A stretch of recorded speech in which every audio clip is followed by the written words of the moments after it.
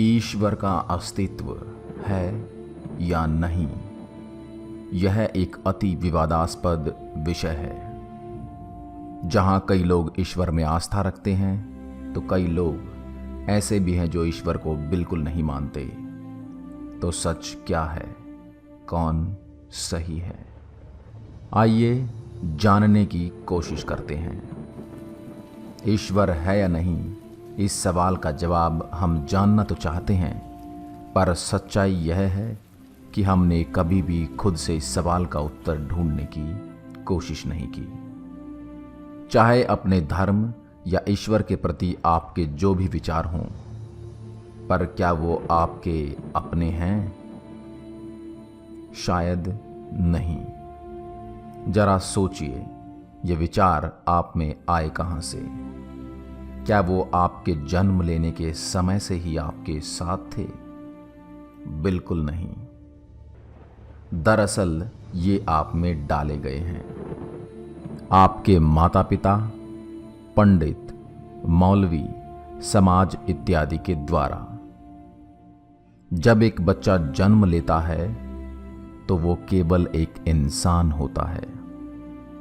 उस समय धर्म उसके लिए कोई मायने नहीं रखता, पर जैसे जैसे वो बड़ा होता जाता है वह अपने माता पिता, समाज, पंडित, मौलवी इत्यादि से अपने धर्म के बारे में सीखता जाता है।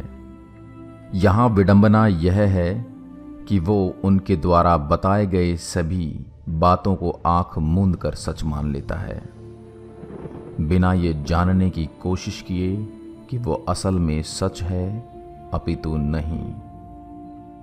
यानी कि जिस धर्म, मान्यता तथा सोच के आधार पर आज आप दूसरों से लड़ने तथा उन्हें मारने के लिए भी तैयार हैं, वो तो आपके खुद के हैं ही नहीं। आप माने या न माने, पर सच्चाई यह है कि आप खुद नहीं जानते कि जिस धर्म और मान्यता की बात आप करते हैं वो सच भी है या नहीं। आप ईश्वर को इसलिए मानते हैं क्योंकि आज से हजारों साल पहले किसी ने ये कहा कि उसने उनके दर्शन किए, या फिर किसी प्राचीन किताब में किसी ने ऐसा लेख दिया। मैं यह नहीं कहता कि ईश्वर नहीं है। मैं सिर्फ ये कहना चाहता हूं कि अगर ईश्वर है तथा उसके दर्शन कभी किसी मनुष्य ने किए हैं तो उसके दर्शन आप भी कर सकते हैं। जो क्षमता उसमें थी वो आप में भी है, क्योंकि आप भी एक मनुष्य हो। सच को कभी छुपाया नहीं जा सकता, बस सच को जानने की इच्छा होनी चाहिए। अगर आप सच की तलाश में हैं तो एक पल के लिए आप दूसरों द्वारा लादे गए अपने धार्मिक सोच को त्याग दो। धार्मिक लोग आंख मूंद कर ये मानते चले जाते हैं कि ईश्वर का अस्तित्व है, जो कि मेरे अनुसार गलत है, क्योंकि उन्होंने ईश्वर को खुद नहीं देखा। वहीं अगर आप विज्ञान का हवाला देकर कहें कि ईश्वर जैसी कोई चीज इस दुनिया में नहीं है, तो भी आप पूरी तरह से गलत हैं, क्योंकि विज्ञान ने भी अभी तक कोई ऐसे प्रमाण नहीं दिए हैं जिससे कि ये साबित हो सके कि ईश्वर जैसी शक्ति का अस्तित्व ही नहीं हो सकता। विज्ञान में नई खोजों के लिए हमेशा ही जगह होती है, और अभी हमारे पास कई ऐसे सवाल हैं जिनके जवाब विज्ञान के पास अभी तक नहीं हैं। ईश्वर है या नहीं? अगर आप इस सवाल का जवाब जानना चाहते हैं तो खोजी बने, यानी कि धर्म तथा विज्ञान दोनों को साथ लेकर चलें तथा सच जानने की कोशिश करें। इस एपिसोड में हम धर्म तथा विज्ञान दोनों के नज़रिए का इस्तेमाल करते हुए इस सवाल का उत्तर ढूंढने की कोशिश करेंगे। तो चलिए शुरू करते हैं आज का यह एपिसोड।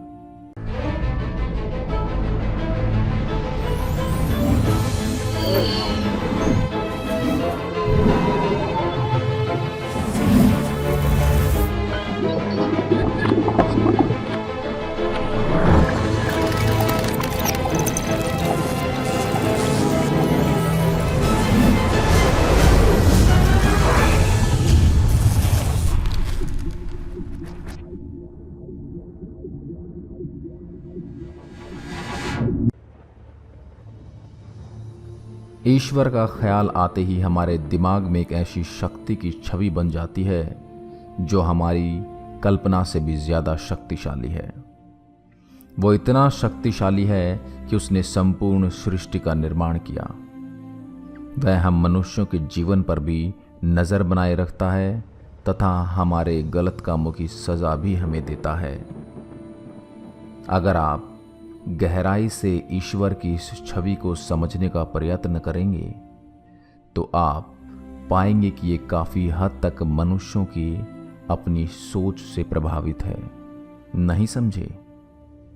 चलिए मैं समझाता हूं। जब हम जन्म लेकर इस दुनिया में आते हैं तो इंसानों द्वारा बनाई गई चीजों के अलावा प्रकृति की अन्य रचनाओं जैसे पेड़, पहाड़, नदी, झरने, जानवर इत्यादि को भी देखते हैं। क्योंकि हम इंसानों ने इन्हें नहीं बनाया और नहीं बना सकते हैं, हम सोचने लगते हैं कि किसी न किसी ने तो इन्हें जरूर बनाया होगा, और जिस किसी ने इन्हें बनाया होगा वो निश्चित रूप से इंसानों से ज्यादा शक्तिशाली रहा होगा। हम इस शक्ति को एक नाम देते हैं, ईश्वर, भगवान, अल्लाह इत्यादि। जब हम सोचना शुरू करते हैं कि वो दिखता कैसा होगा तो हम अपनी छवि में ही उसे देखते हैं। यही कारण है कि विश्व के अलग अलग भागों में ईश्वर की जो छवि होती है वो वहां के लोगों जैसी ही होती है। जैसे कि अगर आप अफ्रीकन मूर्ति देखें तो उसमें ईश्वर एक काले मानव जैसा नजर आएगा। अगर आप यूनानी देवताओं को देखें तो वो यूनानी जैसे दिखेंगे। मुझे लगता है कि ईश्वर ने हमें अपने स्वरूप में नहीं बनाया, बल्कि हमने ईश्वर को अपना स्वरूप दिया है। यानी कि ये ऐसा है जैसे कि अगर आप एक गधे से पूछें कि ईश्वर कैसा दिखता है तो वो बोलेगा एक बड़े शक्तिशाली गधे जैसा। हालांकि इस्लाम तथा सनातन धर्म ईश्वर के प्रकाशीय स्वरूप को मानते हैं, जबकि दुनिया में कुछ धर्म ऐसे हैं जो ईश्वर को बिल्कुल नहीं मानते। अब आते हैं स्वर्ग नरक जैसी धारणाओं पे। दरअसल ये भी मुझे काफी हद तक हमारे माता पिता के व्यवहार से मेल खाता प्रतीत होता है। जब आप परीक्षा में अच्छे अंक लाते हैं तो आपके माता पिता खुश होते हैं तथा आपको उपहार भी देते हैं, जबकि आपके गलती करने पर वो आपसे नाराज हो जाते हैं तथा आपको मार भी खानी पड़ती है। आपको मार खाने से डर लगता है, जिसके कारण आप गलतियां करने से डरते हैं। क्या ये काफी हद तक स्वर्ग नरक की धारणा से मेल नहीं खाता? इस धारणा के अनुसार ईश्वर हमेशा हमारे जीवन पर नजर बनाए रखता है। अगर हम गलती करें तो हमें नरक मिलेगा, जहां हमें काफी यातनाएं दी जाएंगी, जबकि अगर हम अच्छे कर्म करते हैं तो हमें स्वर्ग मिलेगा, जो कि एक आनंदमय स्थान है। पहले जब बिजली चमकती थी या घनघोर वर्षा होती थी तो लोग कहते थे मेघ देवता नाराज हो गए हैं। उन्हें मनाने के लिए वो पूजा करते थे।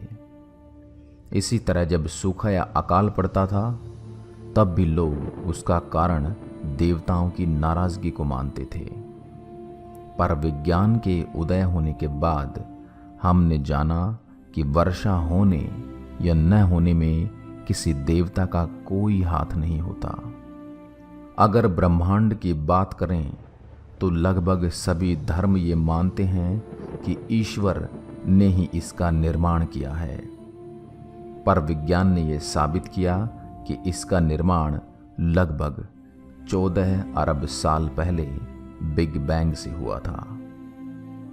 जब मैंने बिग बैंग वाला एपिसोड बनाया था तब कुछ लोगों ने कमेंट किया था कि बिग बैंग कभी हुआ ही नहीं था, क्योंकि इसका कोई सबूत ही मौजूद नहीं है। अगर आप भी ऐसा सोचते हैं तो आप गलत हैं। दरअसल इसका सबूत कॉस्मिक माइक्रोवेव बैकग्राउंड के रूप में मौजूद है। ये क्या है, इसे किसी और एपिसोड में विस्तार से समझाऊंगा। हम ये तो पक्के तौर पर कह सकते हैं कि बिग बैंग निश्चित रूप से हुआ था, पर हम ये नहीं कह सकते कि इसका कारण क्या था। विज्ञान कहता है कि बिग बैंग से पहले कुछ नहीं था तथा ये ब्रह्मांड एक रेत के कण से भी छोटे रूप में मौजूद था, जिसमें कि विस्फोट हुआ, जिससे इस ब्रह्मांड की उत्पत्ति हुई। यहां परेशानी यह है कि ऐसा होना नामुमकिन लगता है, क्योंकि ये खुद भौतिकी के सिद्धांत के खिलाफ है। थर्मोडायनामिक्स का दूसरा लॉ कहता है, something can't come from nothing. तो फिर ये ब्रह्मांड कैसे बन गया?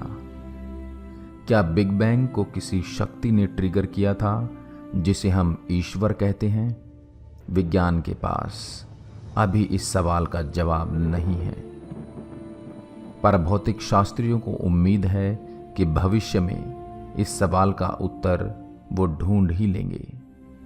वहीं दूसरी ओर ईश्वर को मानने वाले कहते हैं कि ईश्वर ने ही बिग बैंग को अंजाम दिया था। इस्लाम धर्म की एक पाक किताब कुरान बिग बैंग जैसे धमाके की ओर इशारा भी करती है। ईश्वर में आस्था रखने वाले लोग पृथ्वी की जटिलता को भी ईश्वर का प्रमाण मानते हैं। वो कहते हैं इसका आकार बिल्कुल सही है। पृथ्वी के आकार और गुरुत्वाकर्षण के कारण नाइट्रोजन और ऑक्सीजन गैस की पतली परत 50 मील तक धरती की सतह पर फैली रहती है। अगर धरती छोटी होती तो उसके ऊपर मंगल ग्रह की तरह गैस का वातावरण बनाकर रखना असंभव होता। अगर धरती बड़ी होती तो उसके वातावरण में बृहस्पति ग्रह की तरह हाइड्रोजन मुफ्त में बढ़ जाती। केवल पृथ्वी ही ऐसा ग्रह माना जाता है जिसका वातावरण सही गैसों के मिश्रण से सुसज्जित है और जिसके कारण वनस्पति, पशु तथा मानव जीवन सुरक्षित है। सूर्य से धरती की दूरी भी बिल्कुल सही है। मोटे तौर पर तापमान -30 डिग्री से 120 डिग्री तक बदलता रहता है। अगर धरती सूर्य से और अधिक दूरी पर होती तो सब कुछ बर्फ की तरह जम जाता। अगर धरती सूर्य के और करीब होती तो सब कुछ गर्मी से जल जाता। सूर्य से धरती की स्थिति यदि जरा सी भी भिन्न होती तो धरती पर जीवन संभव नहीं होता। धरती सूर्य से सही दूरी पर रहते हुए 67,000 मील प्रति घंटे की रफ्तार से उसके चारों ओर घूमती है। पृथ्वी अपनी धुरी पर घूमते हुए पूरी धरती को प्रतिदिन सही गर्मी और ठंडक देती है। पृथ्वी की गुरुत्वाकर्षण शक्ति के कारण चंद्रमा का आकार और दूरी सही बनी रहती है। चंद्रमा की गति के कारण समुद्र में हलचल होती है और ज्वार भाटे आते हैं। इससे समुद्र का पानी एक जगह रुकता नहीं है और न ही छलक कर महाद्वीपों को डुबोता है। इस ग्रह पर पानी भी मौजूद है जो जीवन के उत्पन्न होने के लिए अति आवश्यक है। इतना सब कुछ मात्र एक संयोग नहीं हो सकता, जरूर इसे किसी ने बनाया होगा। दूसरी ओर विज्ञान की माने तो ये सब मात्र एक संयोग का ही नतीजा है। ऐसा भी नहीं है कि ब्रह्मांड में केवल पृथ्वी ही अपनी तरह का केवल एक ग्रह है। पिछले कुछ दशकों में स्पेस टेलीस्कोप्स की मदद से हमने कई ऐसे ग्रहों को ढूंढ निकाला है जो बिल्कुल पृथ्वी जैसे हैं तथा उन पर पानी भी तरल रूप में मौजूद है। हम अभी तक उन ग्रहों पर जा नहीं सके हैं, पर हमें उम्मीद है कि इनमें से कई ग्रहों पर शायद जीवन भी मौजूद हो, यानी कि पृथ्वी पर जीवन जीने लायक वातावरण को बनाने में किसी ईश्वर का हाथ नहीं है। बाइबल तथा कुरान के अनुसार ईश्वर ने इंसानों तथा अन्य जानवरों को उनके संपूर्ण स्वरूप में इस पृथ्वी पर भेजा, यानी कि सभी जानवरों तथा इंसानों की उत्पत्ति एक साथ ही हुई है। पर आज हम जानते हैं कि ऐसा नहीं है। चार्ल्स डार्विन के सिद्धांतों को आप माने या न माने, पर आप इतना तो जरूर मानेंगे कि इंसानों से काफी पहले तक डायनासोर जैसे विशाल तथा भयावह जानवर इस पृथ्वी पर रहते थे। आज हमें उनके जीवाश्म भी कई जगहों से लगातार मिल रहे हैं। ऐसे में सवाल यह उठता है कि आखिर किसी भी धार्मिक किताब में इन जीवों के अस्तित्व का वर्णन क्यों नहीं है, जबकि वो संपूर्ण सृष्टि के निर्माण की जानकारी देते हैं। सवाल यह भी उठता है कि ईश्वर सबको दर्शन क्यों नहीं देता। इतिहास गवाह है कि ईश्वर ने केवल चुनिंदा लोगों को ही दर्शन दिया है या फिर अपनी मर्जी बताई है। वो केवल कुछ लोगों को ही अपनी मर्जी क्यों बतलाता है? अगर वह लोगों को सही मार्ग दिखलाना चाहता है तो क्या यह उचित नहीं होगा कि वो एक साथ हजारों लोगों को दर्शन देकर अपनी मर्जी बतलाए, जिससे कि सब उसका पालन कर सकें? हम सब मनुष्य हैं जो कि उसकी ही रचना है, तो फिर ये भेदभाव क्यों? आधुनिक युग में कई लोग हमारे मस्तिष्क की जटिलता तथा डीएनए को भी ईश्वर के होने का प्रमाण मानते हैं। British philosopher doctor Antony flew कहते हैं कि हमारा डीएनए काफी हद तक कंप्यूटर के बाइनरी कोड जैसा है, जो कि ये दर्शाता है कि हमें किसी ने बनाया है। जिस तरह बाइनरी कोड में 0 तथा 1 एक खास क्रम में मौजूद होते हैं, जिससे कि कंप्यूटर सही तरह से काम कर पाए, उसी तरह से हमारे डीएनए में भी 4 केमिकल ए, टी, जी और सी एक खास क्रम में मौजूद होते हैं। सेल कैसे काम करेगा, यह इस बात पर निर्भर करता है कि वो किस क्रम में मौजूद है।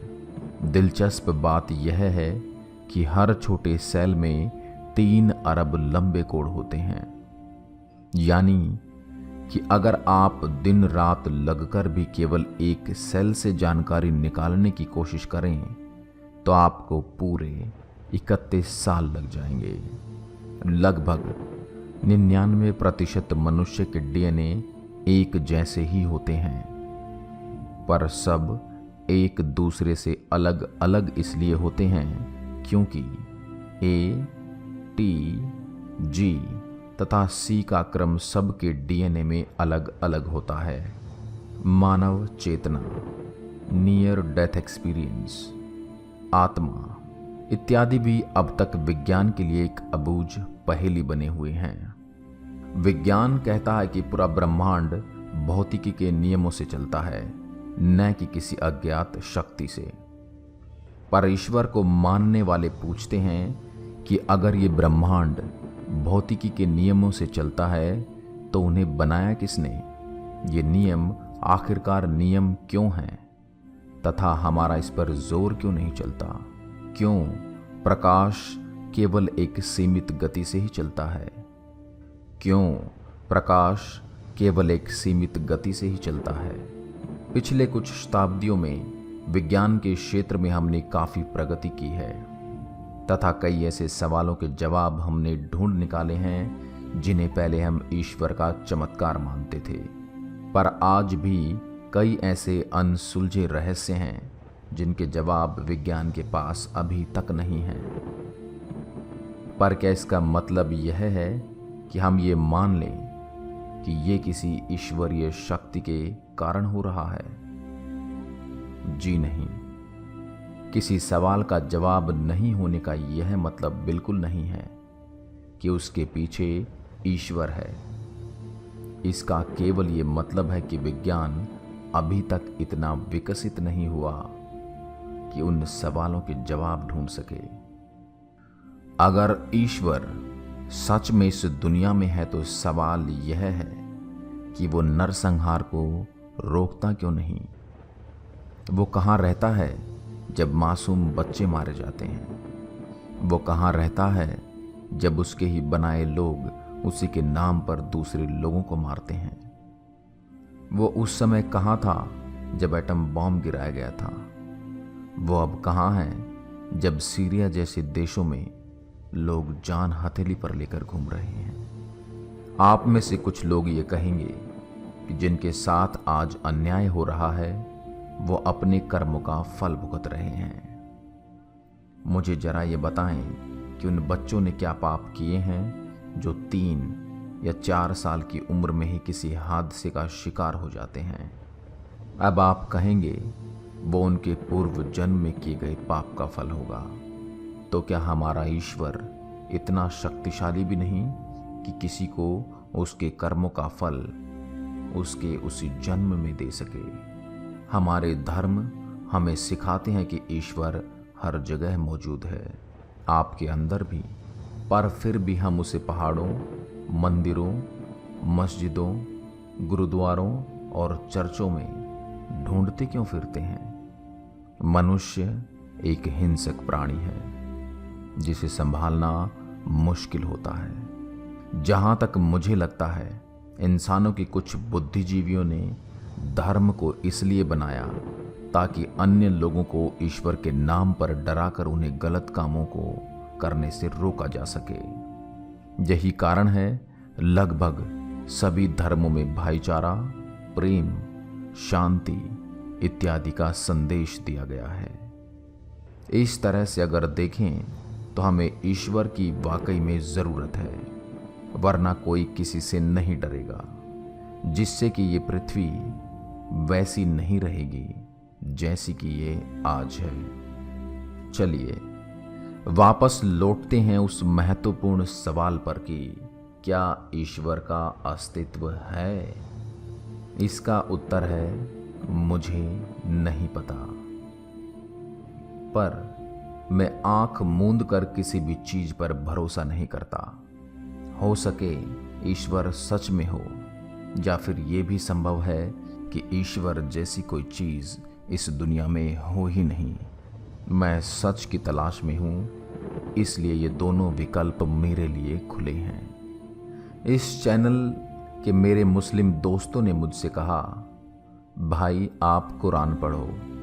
दोस्तों, मैंने न सिर्फ कुरान पढ़ा है बल्कि वेद, भगवत गीता, उपनिषद, बाइबल, ओल्ड टेस्टामेंट, त्रप्तिका इत्यादि सब पढ़ा है, और आगे भी मुझे किसी भी किताब को पढ़ने में कोई परेशानी नहीं है, क्योंकि मैं सच की तलाश में हूँ। इन सभी धार्मिक किताबों में काफ़ी अच्छे संदेश हैं, पर सवाल यह है कि इनमें लिखी बातों को मैं सच किस आधार पर मानूं?